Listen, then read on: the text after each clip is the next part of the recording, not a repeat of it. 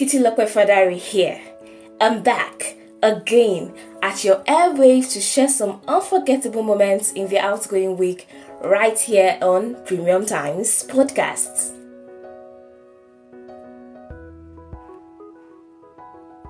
In commemoration of this year's Women's Day, President Muhammadu Buhari released a checklist of 50 women in his administration.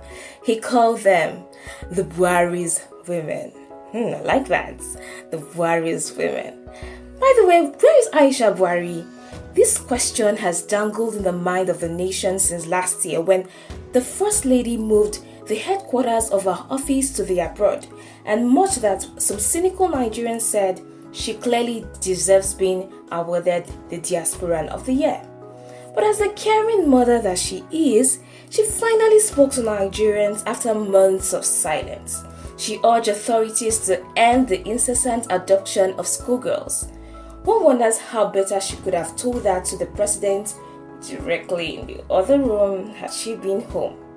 Although it's unclear when our First Lady will return home, what is clear now is that she can now send remittances back home and get 5 naira for every $1 she sends, thanks to the CBN's Naira for Dollar scheme. Hurry, Mrs. Buhari, while stock lasts. The promo ends May 8th.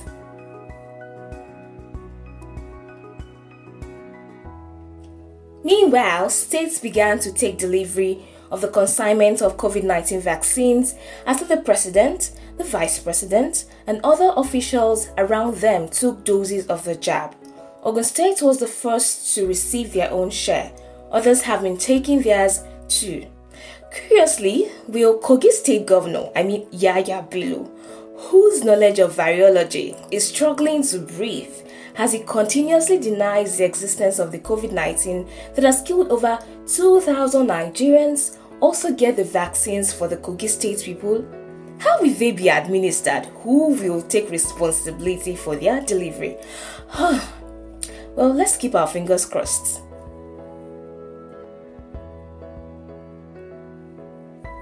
We had barely recovered from the recovery of the over 200 schoolgirls kidnapped from a school in Jangebe in Zamfara State when another group of criminals struck the Federal College of Forestry in Kaduna State, kidnapping some students in the early hours of Friday.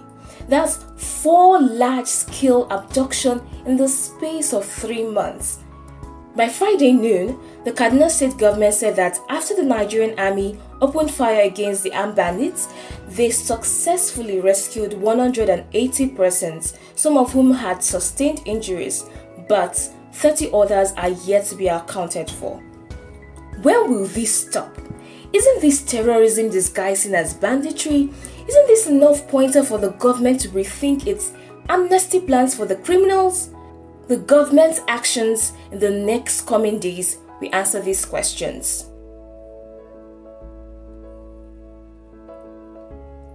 In Kano State, Governor Abdullahi Ganduje told us that the All Progressive Congress has so far registered about 2.5 million members in the ongoing membership registration and revalidation in the state. Wow, that's huge. That's about a quarter of the state's population. Of course, you would rule out recording that figure beyond the governor. His integrity is stainless. Okay, so but hope the 2.5 million persons do not include the 1.4 million unemployed or the more than 55% of Kano State people who live less than 377 naira daily. Over to you, eminent Governor Abdullahi Ganduje.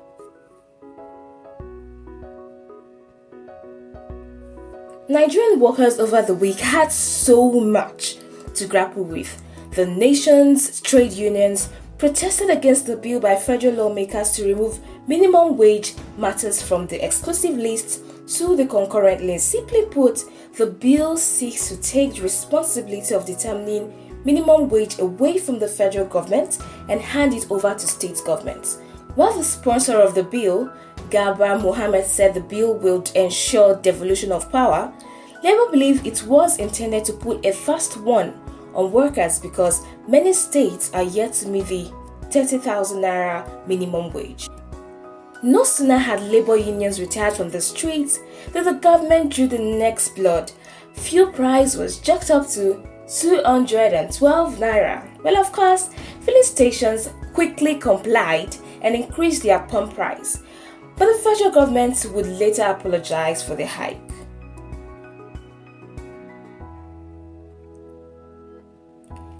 And in sports, it is obvious that this season's Champions League is not meant for any of your goats.